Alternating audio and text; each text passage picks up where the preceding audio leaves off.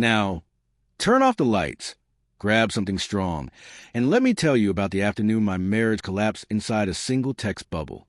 I was buried in spreadsheets when my phone buzzed like a wasp trapped under a cup. One glance at the preview, and every number on my monitor melted into fog. Sarah, red heart. Just coffee with a friend. Hot drink, catching up. Miss you, red heart. That heart emoji, the same one she'd been using for 8 years, sat on my screen like a punchline someone else wrote. My thumbs froze above the screen. Something sour twisted in my stomach. Not suspicion. Not yet. Just that static in the air before lightning finds you. I typed something, deleted it, typed again, deleted again. My pulse hammered against my skull. Me. Tell him I said hi. Me. Actually asked him if his wife liked the lake house photos. 3 dots appeared, blinked, disappeared, reappeared, and then nothing. 37 seconds felt like an entire lifetime waiting to collapse. Finally, Sarah, what photos? That was the moment the world tilted sideways. Because there were no lake house photos. Not with me. 6 months ago, she'd come home sun-kissed, glowing, saying she went north with the girls. She'd show me pictures. Her laughing on a dock, wine glass catching the sunset, Jenna hugging her. I'd complimented every single one. Told her I'd never seen her look happier. Now those same photos felt radioactive in my memory. Me! The ones where you're wearing my gray hoodie. The one you said got ruined in the wash. Me. Funny how it came back from the lake house without a single stain. This time there were no typing dots. Just a screen that suddenly felt too bright and too heavy.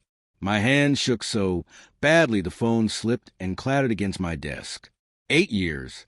2 miscarriages we survived side by side. Slow dancing in the kitchen to a song we still don't know the name of because our miracle baby was asleep in the next room. All of it detonating quietly inside me. I called her, straight to voicemail. Her cheerful college-era greeting felt cruel now. I called again, and again. Each unanswered ring carved pieces out of me. Then, Sarah, can we talk when I get home? Please. No denial. No excuses. Just that soft little please she used when she knew she had already burned everything down. I walked out of the office without a word to anyone, drove home with the windows down, so the November air could slap sense into me. Every love song on the radio felt like a personal insult. I replayed every moment from the last year. Her tiredness, her suddenly locked phone, the way she'd flinch when I touched her in the mornings like my hands belonged to someone she no longer recognized.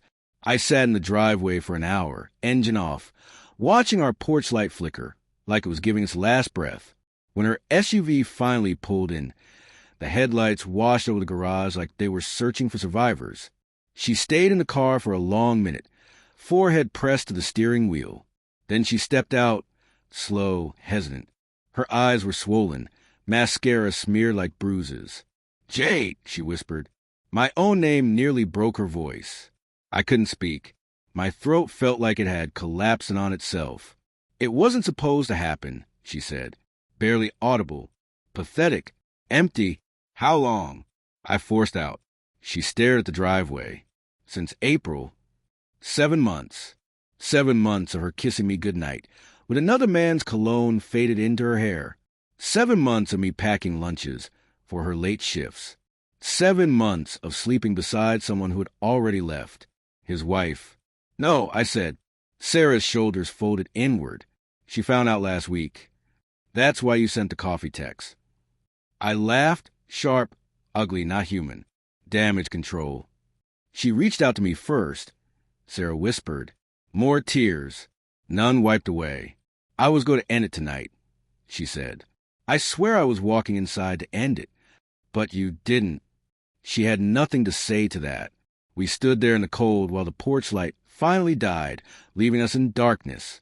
I wanted to scream, wanted to fall apart at her feet, wanted her to beg, to choose me, to fight.